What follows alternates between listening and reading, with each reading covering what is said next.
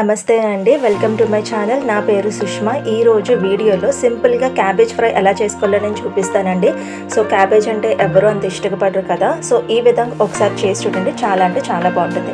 అన్నంలోకి అలాగే చపాతీలో పుల్కాలోకి చాలా బాగుంటుంది. సో దీనికి కావాల్సిన పదార్థాలు: క్యాబేజ్ ముక్కలు, టమాటా ముక్కలు, ఉల్లిపాయ పచ్చిమిర్చి ముక్కలు, అల్లం వెల్లుల్లి పేస్ట్, పచ్చి కొబ్బరి తురుము, జీలకర్ర పౌడర్, ధనియా పౌడర్, పసుపు, కారం, ఉప్పు తగినంత, గరం మసాలా పౌడర్, కరివేపాకు అండ్ ఆయిల్.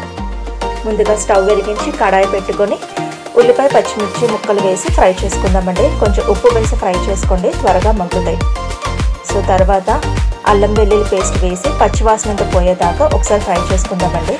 తర్వాత టమాటా ముక్కలు, కరివేపాకు కూడా వేసి ఫ్రై చేసుకుందాం. టమాటాలు మగ్గాలి కదండి. ఒక 5 నిమిషాలు ఇలా మూత పెట్టి మగ్గనిద్దామండి. 5 నిమిషాల తర్వాత చూసారా మగ్గినాయి కదా. సో ఇందులో జీలకర్ర పౌడర్, ధనియా పౌడర్ వేసి క్యాబేజ్ ముక్కలు కూడా వేసి ఒకసారి బాగా కలుపుకుందామండి. ఇది క్యాబేజ్ ముక్కలు ఉడకడానికి కొంచెం టైం పడుతుంది కాబట్టి మూత పెట్టి ఇలాగ ఉడకనిద్దాం. ఈలోపు నేను చారు తాలింపు పెడుతున్నానండి మా పిల్లల కోసం. సో ఒకసారి క్యాబేజ్ ముక్కలు ఉడికిందో లేదో ఒకసారి చూద్దామండి. ఇంకొక 5 నిమిషాలు ఇలా ఉడకనిద్దాం. సో నేను అన్నం కూడా పెట్టేసుకున్నానండి. సో 5 నిమిషాల తర్వాత ఇందులో పసుపు, 2 టేబుల్ స్పూన్ల కారం, అలాగే సాల్ట్ వేసి కలుపుకుందామండి.